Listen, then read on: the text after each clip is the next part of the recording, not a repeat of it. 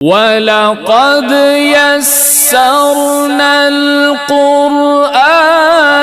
لِلذِّكْرِ فَهَلْ مِن مُدَّكِرٍ۔ چور کو سزا دینے میں کیا حکمت ہے؟ آخر جو چور کو اللہ نے سزا دی ہے، مقرر کی ہے، اور نبی کریم صلی اللہ علیہ وسلم نے اس حد کو، اس سزا کو نافذ کیا ہے، اس میں کیا حکمت ہے؟ قرآن کہتا ہے وَالسَّارِقُ وَالسَّارِقَةُ فَاقْطَعُوا أَيْدِيَهُمَا جَزَاءً بِمَا كَسَبَا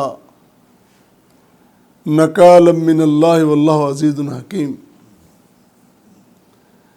پہلے تو اس آیت کریمہ میں ایک بڑی خوبصورت حکمت موجود ہے، اگر ہم غور کریں۔ کس طرح؟ چور مرد اور چور عورت، ان کے ہاتھ کاٹ ڈالو۔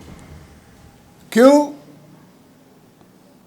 بما کسبا، جزاء بما کسبا، یہ جزا ہے ان کے فعل کی، ان کے کام کی، جو انہوں نے کام کیا۔ کسبا، ان کی جو کمائی، جو ان کی حرکت ہے، اس کی سزا یہ ہے۔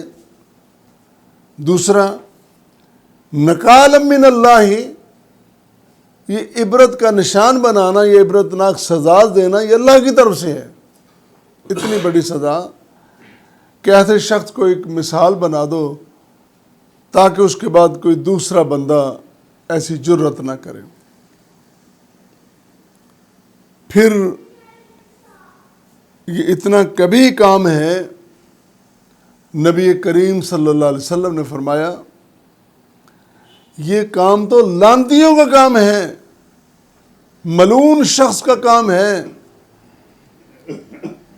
لعن اللہ السارق، اللہ تعالیٰ نے لعنت فرمائی ہے چور پر۔ کیوں؟ یسرق البیض فتقطع یدہ ویسرق الحبل فتقطع یدہ۔ اچھا بھلا آدمی ہے، انڈا چرا لیتا ہے، ہاتھ کٹوا لیتا ہے، رسی چرا لیتا ہے، ہاتھ کٹوا لیتا ہے۔ یہ کیسی تیری ذہنیت ہے؟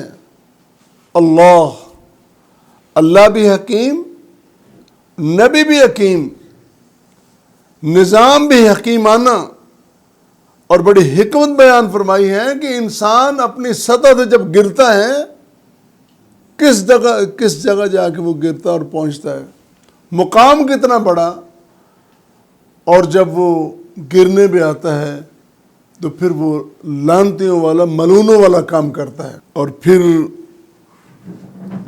اس کو عبرت کا نشان بنایا، جس سے پہلے میں نے عرض کیا ہے، آیت مبارکہ کے لفظ بتا رہے ہیں نکالا من اللہ، صرف سزا نہیں، عبرت کا نشان۔ کون بنا رہا ہے؟ اللہ، اور اللہ حکیم ہے۔ وہ جہاں غفور الرحیم ہے، وہ عزیز الحکیم ہے۔ اس سزا کا ذکر کرتے ہوئے اسی آیت مبارکہ میں اللہ نے اپنی وہ صفت بیان فرمائی۔ یہاں وہ کہہ سکتا تھا کہ وہ بڑا جبار ہے، وہ بڑا قہار ہے، اللہ کہہ سکتے ہیں، لیکن اللہ تعالیٰ نے فرمایا عزیز الحکیم، میں غالب بھی ہوں اور حکیم بھی ہوں، حکمت والا ہوں۔ اس میں حکمتیں میں بتا رہا ہوں، اور آگے میرا پیغمبر صلی اللہ علیہ وسلم لوگوں کے سامنے میری حکمتیں بیان فرما رہا ہے۔ عبرت کا نشان بنا دیا۔ اور دوسری بات یہ ہے، ایک انسان نے غلطی کر لی، اور اگر سسٹم سے مراد حکومت یا ریاست نے اس مجرم کو سزا دے دی،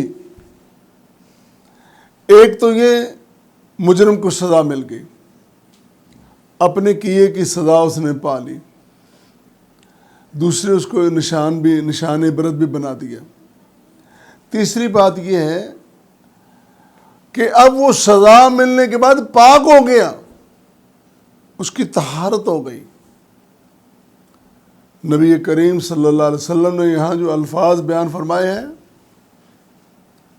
اس طرح ہو گئے ہو جس طرح والدت کا امو کا، جس طرح آج تو اپنی ماں کے پیٹ سے پیدا ہوا ہے۔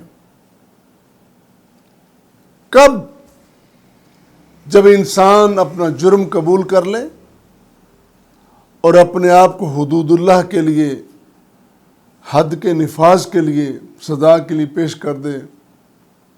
اللہ اللہ، نبی کریم صلی اللہ علیہ وسلم نے اپنے دور میں، اپنے عہد مبارک میں اپنے ساتھیوں کی ایسی تربیت فرمائی، غلطی ہو جاتی تھی ان سے انسانی جبلت کی بنیاد پر، لیکن جب ان کو احساس ہوتا تو ان کو خوف آتا تھا، اگر ہم اسی طرح مر گئے کیا منہ لے کے جائیں گے اللہ کے پاس؟ کس طرح نبی کریم صلی اللہ علیہ وسلم کا سامنا کریں گے؟ لہذا وہ اپنے آپ کو پیش کرتے اور کہتے طہرنی یا رسول اللہ، اللہ کے رسول مجھے پاک کیجئے، مجھے سزا دیجئے۔ تو تیسری بات یہ ہے کہ انسان پاکیزہ اور طاہر ہو جاتا ہے۔ یہاں نبی کریم صلی اللہ علیہ وسلم کے سامنے جو وہ ایک بڑا مشہور مقدمہ آتا ہے، اس میں خاتون سوال کرتی ہے، اللہ کے رسول صلی اللہ علیہ وسلم مجھے سزا تو مل رہی ہے، کیا میری توبہ بھی قبول ہوگی؟ آپ نے فرمایا ہاں، نعم، کیوں نہیں ہوگی۔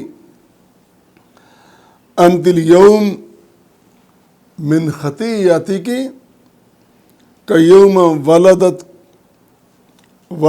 کے کے، آج گناہوں سے تو اس طرح پاک ہو گئی ہے جس طرح تیری ماں نے اپنے پیٹ سے تجھے جنم دیا تھا۔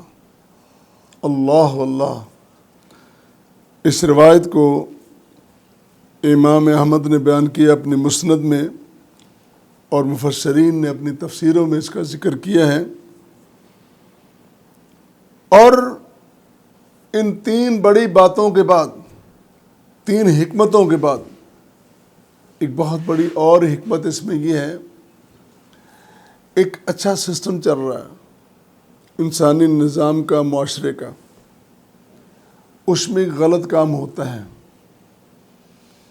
ایک عجیب سی سرسراہٹ پیدا ہوتی ہے،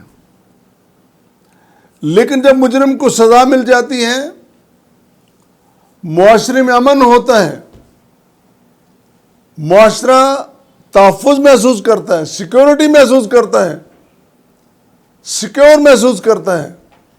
اب ہم امن میں ہو گئے، مامون ہو گئے، اب ہماری حفاظت، اب کوئی بندہ ایسا کام نہیں کرے گا، تو معاشرے کو بھی اس سے سکون ملتا ہے۔ اسی لیے فرمایا کہ واللہ عزیز حکیم، تم اللہ کی حکمتوں کو سمجھو۔ اور اگلی اس سے بھی بڑی خوبصورت بات یہ ہے، مجرم اس سے نفرت نہیں کرنی، جرم سے نفرت کرنی ہے، مجرم سے نہیں۔ مجرم کو اگر سزا مل گئی ہے، اس نے سزا پا لی ہے، تو کوئی بندہ اس کو تانا نہ دے، تو ایسا تھا، تو نے یہ کیا تھا، تو نے وہ کیا تھا، نہیں، اس سے منع کیا گیا۔ کہ اس کی بڑی ایک معروف مثال ہے، ایک مجرم کو سزا دی جاتی ہے، سنسار کیا جاتا ہے، اس کے خون کے چھینٹے پڑتے ہیں۔ ایک بندے نے کہا، اس کو برا بھلا کہا، کیسا تو کبھی آدمی ہے کہ تیرے چھینٹے آج مجھ پہ پڑے۔ اللہ کے رسول صلی اللہ علیہ وسلم کو پتہ چلتا ہے، فرماتے ہیں کس کے بارے میں تم نے کیسی بات کہہ دی؟ تمہیں اندازہ بھی ہے اس نے جو توبہ کی ہے، اس نے جو سزا کو قبول کیا ہے، اپنے آپ کو سزا کے لیے پیش کیا ہے، اس کی توبہ اگر شہر پہ تقسیم کیا جائے، سارا شہر بخشا جائے۔ اتنی بڑی بات ہے، اور تم تانے دے رہے ہو۔ انسانوں کی کتنی قدر ہے، یہ سزائیں، یہ حدود انسانوں کے تحفظ کے لیے، انسانوں کی بہتری کے لیے، ان کی کامیابی دنیا میں اور آخرت میں دونوں کامیابیوں کے لیے یہ سزائیں مقرر کی گئی ہیں۔ لہٰذا اگر کوئی شخص یہ کہے، ان کے بارے میں ایسی گفتگو کرے، یہ کیسی سزائیں ہیں، اور معاذ اللہ اس کو وحشیانہ کہنا بہت بڑا جرم ہے۔